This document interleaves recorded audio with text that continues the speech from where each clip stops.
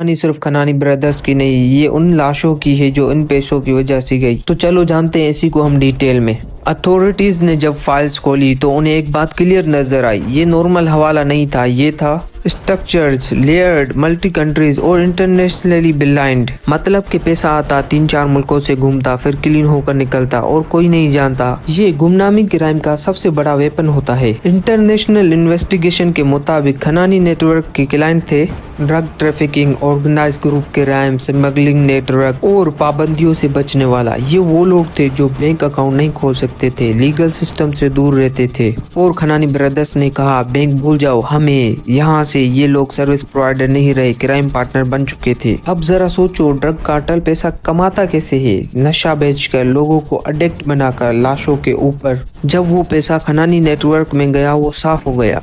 मतलब ज्यादा drugs produce हुई, ज्यादा शिपमेंट हुई, ज्यादा यंग लोग बर्बाद हुए। इसलिए सच ये है खनानी सिस्टम ने ड्रग्स को फ्यूल दिया, चाहे इनडायरेक्टली लेकिन जानते हुए। यूएस और इंटरनेशनल एजेंसी ने कहा खनानी नेटवर्क से इंतहा पसंद ऑर्गेनाइजेशन के फंड्स भी मूव हुए। इसका मतलब ट्रेनिंग कैंप्स के पैसे, वेपन्स के पैसे, ऑपरेशंस के पैसे, ये वो पैसा था जो बॉर्डर क्रॉस करता, जान लेता, मुल्कों को हिलाता। और यहीं पर खनानी ब्रदर सिर्फ क्रिमिनल नहीं थे, नेशनल सिक्योरिटी थ्रेट बन चुके थे। डार्क साइड का सबसे स्मार्ट हिस्सा front companies, fake import export, over invoicing, under invoicing, paper पर लीगल ट्रेड, रियलिटी में पैसे का सफाया। इस टेक्निक से टैक्स अवॉइड होता, रिकॉर्ड क्लीन होते, क्राइम इनविजिबल रहता। दुबई उस वक्त trade hub, cash flow city, weak cross border, यहाँ exchange houses, middle man, settlement agents थे। खनानी नेटवर्क यहाँ से दुनिया चला रहा था और जब सिस्टम सवाल करता पेपर कंप्लीट है, क्राइम छुप जाता। अब सबसे इम्पोर्टेंट सवाल, इतना बड़ा नेटवर्क सालों तक चला कैसे? जवाब, regulation slow, agencies disconnected, corruption और कैश इकोनॉमी की वजह से। जब सिस्टम सिर्फ कागज देखे और नियत ना देखे तो खनानी जैसे लोग किंग बन जाते हैं। फाइल सिर्फ पैसा दिखाती है लेकिन असल नुकसान drugs addict, broken families, crime, fear, ये वो कॉस्ट है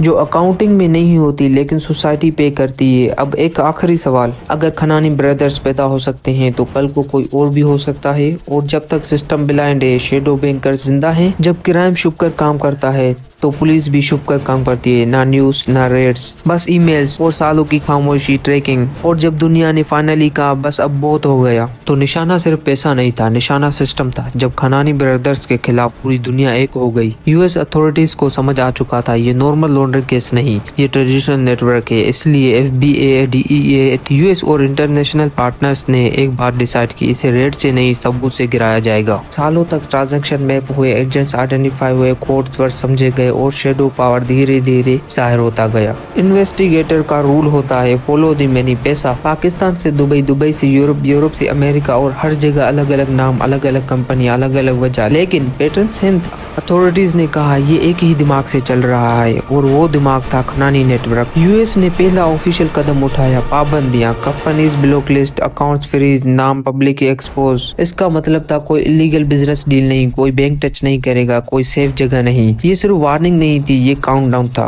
और यही एक और सच सामने आया, ये वन मैन शो नहीं था। नेटवर्क के अंदर family member, close friends, trusted members, हर एक का रूल था। Cash receive, settlement, cover up. इससे पता चला क्राइम जब फैमिली बन जाए तो और डेंजरस हो जाता है। अथॉरिटीज ने डायरेक्ट कराची या दुबई में अरेस्ट नहीं किया। क्यों? क्योंकि वहाँ रिस्क ज्यादा था। प्लान बना, travel monitor, movement track, neutral location और फिर पानामा, जहाँ खनानी को लगा सब सेफ है लेकिन असल में जेल का दरवाजा खुल चुका था। 2015 में कोई ड्रामा नहीं, कोई मजामत नहीं, बस हैंडकफ, पेपर वर्क और साइलेंस। जब खनानी अरेस्ट हुआ सिर्फ एक आदमी नहीं गिरा, पूरा सिस्टम मिल गया। एक्सचेंज हाउसेज बंद, एजेंट्स गायब, क्लाइंट पैनिक और शेडो बैंक्स कोलैप्स हो गया। यूएस कोर्ट में 14 सीरियस चार्जेस, बिलियंस की ट्रांजैक्शन, इंटरनेशनल डैमेज, हर चार्ज 20 साल की सजा। और यहाँ पावर काम नहीं आती, कॉन्टेक्स्ट काम नहीं आते, सिर्फ सबूत बोलता है। अल्ताफ खनानी ने करप्शन दरख्वास्त की, मतलब क्राइम एक्सेप्ट किया, नेटवर्क एडमिट किया और इसके बदले कुछ चार्जेस ड्रॉप की, लेकिन केस खत्म नहीं हुआ। ये था शेडो किंग का एंड। और कोर्ट ने फैसला सुनाया, 68 मंथ जेल, हेवी फाइन, असिस्ट बंद, no interview, no media, no comeback story. Shadow जिंदगी में खामोशी लिख दी गई। अब सवाल उठा है, क्या नेटवर्क खत्म हो गया? जवाब, एक हिस्सा गिरा है लेकिन सिस्टम अभी भी जिंदा है। जब तक हवाला साइड वीक रहेगा कोई और नया खनानी पैदा होता रहेगा। इस कहानी की सीख सिंपल है, क्राइम बंदूक से नहीं पैसे से जीता जाता है, और जब पैसा इनविजिबल हो, अनचेक्ड हो, तो जुर्म पावर बन जाता है। और मेरा लास्ट सवाल आप लोगों से है, अगर तुम्हें पता ही नहीं हो तुम्हारे शहर से किसका पैसा गुजर रहा है तो तुम सेफ कैसे हो?